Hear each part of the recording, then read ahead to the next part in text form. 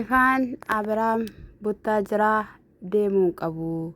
Inni achi deemera taanaa wanta baay'eetu nu jalaa badaa. Fayyaa ta'uusaaanii fi ati hin beennaa. Jennaan Ruutaan eeheeyyuu. Kana duras guyyoota 5 mana akimiitti fudhatanii turanii. Fayyaa akka ta'e dooktorri itti meetu jira. Ashamaa akkam jirtu hordoftoonni kiyyaa marti keessan siniin jechaa jechuudha. Waaqayyo waan akkanaa sinirraa haa qabu. Tokkoffaa wanti Efreem irraa mul'achuu fi argamaa jiru tappi godhanii akka irratti hojjetan jechuudha. Dhugaa dubbachuuf jechuudha. Waan barbaadeyyuu haa ta'u waatu jira malee Abiraam nagaadha. Haadhaa fi abbaa isaa bira osoo deeme akka isaan jedhanitti maaltu kana hundumayyuu akka wacan isaan taasisa.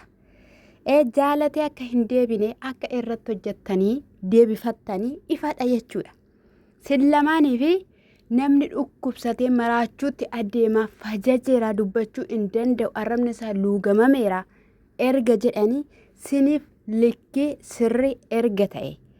Addunyaa maraaf sirrii erga hin taane Abrahaam haadhaaf abbaa isaa bira yoo erga deeme maaltu hanga kanatti sin caraccarsiisu yookiin immoo sin iyyisiisu sin waccisiisu sin barbaachiseera jechuudha.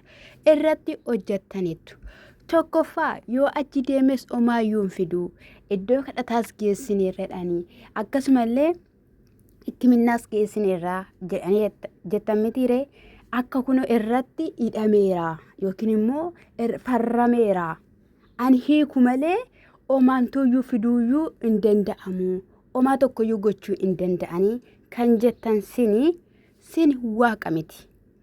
Waaqayyo galaan haddaaniree nama dabarsuu isa danda'udha.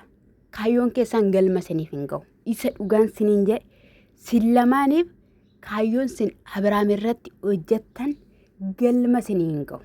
Galma siniif hin ga'u. Ruutaan tokko xiiqii.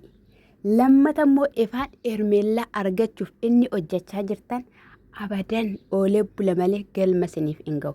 Inni galmee Mardikaay dubbisee amaadhaan farda harkisiisee dhugaan siniin jedha galmee Abiraam hin dubbisa. Galmee miskiinichaa jechuudha. Galmee miskiinichaa. Amma gaa'ifaan hin deemnaa maaliif itti kennite situ balleesse anifati waan baay'ee waliin haasofneerraa. Waan baay'ee waliin jenneerraa. Kanaaf iyyuu Abiraam nu irraa amma yeroo kanaaf saati kanatti adda nu irraa ba'uun qabu. Nu faana ta'uu qaba. Mana isaa ta'uu qaba. Wanti baay'een nu jalaa tabalaashaa. Wanti baay'een nu jalaa badaadha kanii inni jechaatoo jiru jechuudha. Faayidaa malee jechuudha. Bu'aa malee obboleessi kamiyyuu obboleessa isaa ganee haadha manaa obboleessaa faana hin ta'u. Amantus amanu baattus jaarraa kana keessa si irraa argine malee nama kamirraayyuu hin argine. Kaleessaas immoo si argineerra gaafa hadii Ruutaa roorrestu. Har'a garuu xiqimii wayii yookiin immoo faayidaa wayii wanta jiruufi kana hundumayyuu ba'uu fi bu'uu filatte ifa. Isa dhugaan siin jedha. Kanaaf inta balaashaayee sin jalaa kufayee namni hundumtiyyuu oduu qofa osoo hin taane akka Abiraamiif kadhachaa jiru. Oomaa shakkii tokko illee hin qabaane jechuudha.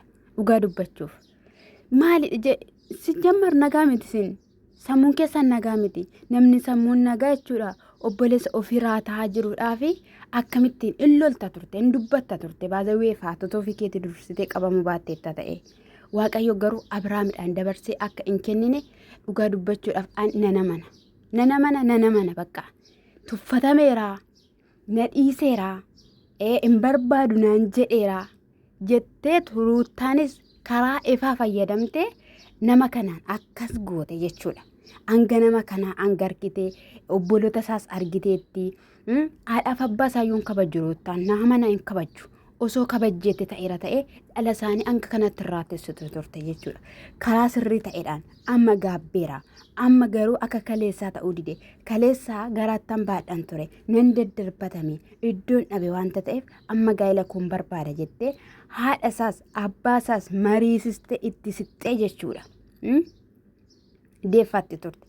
Ishii xiiqit akkas gochaatoo jira. Ifaan immoo haaloo wayii ba'aa jira ta'uu obboleessi isaa addunyaa kanarraa akka dhabamu barbaadee jira ta'u anaaf homaa tokkoyyuu naaf hin galle gaaffii guddaa natti ta'eera jechuudha.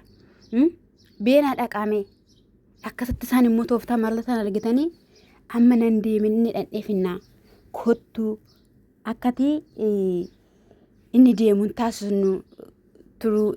taasisuun qabdu turteeyyuu erga taasistee immoo koottaan deemnaa lakkin deemnu gaashiyyee faana inaasofnaa akkasumallee abiyyee faana inaasofnaa isaan immoo dhabuu hin barbaadu. Ilaa ati obboloota kee kana dhabdeetta haadhaaf abbaa kee dhabuu hin qabdu jennaan isaan lamaayyuu dhabeeyyuu haadhaaf abbaa koo maa gochuu hin danda'anii kan inni jedhee jechuudha. Guyyaa tokko gaashiyyee waamtee nu guddisteetta nu wajjin hin dadhabdeetta jettee boo'uun kee soba ture kaa. Har'a maaliif hin boonyere? Har'a inni hangafoota kee. Hangafa jechuun okkoo haadhaaf abbaa jechuudha. Buziyyeen siif haadhadha. Si galee deef immoo siif abbaadha. Kun immoo siif hin galle. Maaliif irra sammuu kee qollofameera waan ta'eef jechuudha. Akkatti ati taasoftu. Baaqee qixa soofitti iyyuu akkasittidhaan inaasawanii jechuudha. Induutee kaleessa. Induutee osoo Abiraam wantoota kana hunduma keessa hin galiin. Na dhiisi fillaa gootii kootiif dhiyoo kana keessa ani firuuta walitti deebi'uu hin dandeenyu ifaa. Wanti baay'een gidduu keenyatti uumameera. Maatii fi maatii walitti bu'aniiru. Hin barbaachisu siin jedhee sitti himnaan shaffaxa keessa galtee qorichi jira qorichi ittiin inni deebi'u jetteeni deefitti haasofte jechuudha si yaadachiifna. Akkuma jette Abiraam tola deebi'e osoo hin taane qorichaan deebiste. Qorichaan hiitee gara manichaatti deebisteetu qorichi immoo jechuudha kallattii sin harkaa dha'e. Maaliif jennaan illuu game. Si galeera miti akka hojjetattetti miti. Yoomiyyuu amiyaan yookiin immoo jallaan yeroodhaaf waan milkaa'e yeroodhaaf galma waan ga'e fakkaata malee kufuunsaa hin oolu. Isa dhugaan sin jedhe kufuunsaa hin oolu. Wanti Waaqayyoo dhaloota isaatiif hin jaallanne dhaloota isaa irratti illee hin jiru. Dhugaan sin hin jedhe Waaqayyo immoo akka sin harkaa dha'u beektaniittu. Akka sin harkaa rukutu immoo beektaniittu. Abiraam isa kana miti. Eenyuyyuu Abiraam akka kanaatti hin beeku. Abba barbaadan osoo gaafattanii. Sini gala miti. Kan maraate immoo hin maraata. Shunkurtoota gabaa keessaa yookiin immoo timaatimoota gabaa keessaa salbaajonni gabaa keessaa immoo gaafa Abiraam fayye hin filatamu jechuudha. Hin filatamu jechuudha. Dhiirri tokko garuu jechuudha cubbaa cubbee irratti taphatee maalummaa dubartummaa isaanii yeroo itti salphisu ta'e Abiraam fayyitee jechuudha akka barbaaddetti filachuun mirga qabda. Maaliif jennaanree shunkurtii gabaa keessaa isa kamtu bareeda timaatimii gabaa keessaa isa kamtu bareeda jedhanii filatu waan ta'eef jechuudha. Salbaajota jechuudha si jammar salbaajota bakka dubartoota hin buutan sin dhugaan sin hin jedhe xurooftota jechuudha. Isa dhugaa baay'ee tokko nama jibbisiistu dubartii jechuun jabaattee dhaabbatteetti dubartummaa ishee agarsiisteetti koorteetti bakka. Jabduu ta'uu ishii cimtuu ta'uu ishii dhiiraan filatamtuu ta'uu ishii kacheetti dhaabbatteeti malee alaltee miti jechuudha. Alaltee re'ee miti oolaa mitati gatii guddaatu sirritti ba'e dhiigaan bitamtee dhufte lafa kana keessa rabbitu akka fakkaatti isaatti si uume ati gatiin kee ulfaataadha. Nama fooniin garuu yeroo sin gatiitti dhabdisiiftanii amma sin argineetoo jirra jechuudha. Filadhu Abiraam dhugaa rabbii keessattuu immoo ifa jechuudha. Waaqayyo waan sirra kaa'u hin beektu. Dubartii akkamii akkasitti qabu hin beektu. Maaltu akka sirra bu'u hin beektu.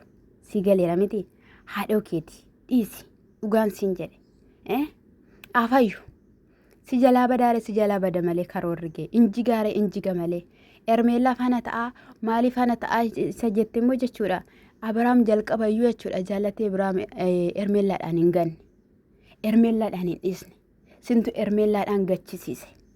Sini galeera miti anamtuu ta'een ermeellaan gaarii taatee isa itti immoo maasiraan hin deeffatiin akka namni maqaa kee hin dhoofnetti akka ordofaan kee maqaa kee hin dhoofnetti maaf seeraan akka haadha mucaatti akka haadha gaahilaatti maan deeffatiin gaalli kallattii hedduudhaan deebi'a kallattii babbareedaa ta'een maan rakkoo qaba yooyyuu jilbeeffatteeyyuu ati yuunoo natti balleessite ani yoon gadi jedhe umtuu waan natti hir'atu yuun qabu dhala kootiif jedhe yoo jette karaa sirrii ta'eef karaa bareedaa ta'e yoo agarsiiste dhalootaaf dubartootaaf fakkeenya yoo nu taate maal qabaashu amma xiiqiidhaan adeemtee hanga kanatti geessu jechuudha.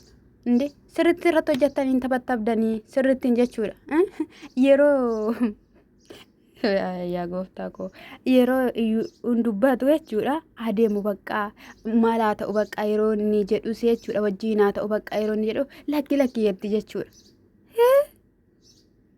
Salphattoota dhugaa hin hojjettan malee obbo Maarmiruu birammoo akkasiin deemtan sirriitti sinirraaf irratti hojjettaniitu dhibbaan dhibamee waanuma sin fiddaniin argaa irratti hojjettaniitu garuu waaqayyoo jechuudha xoofoo sin qopheessitanii bakka sin taphattabda wanti fidu hin jiru hin dhangalaasa bakka kanadha.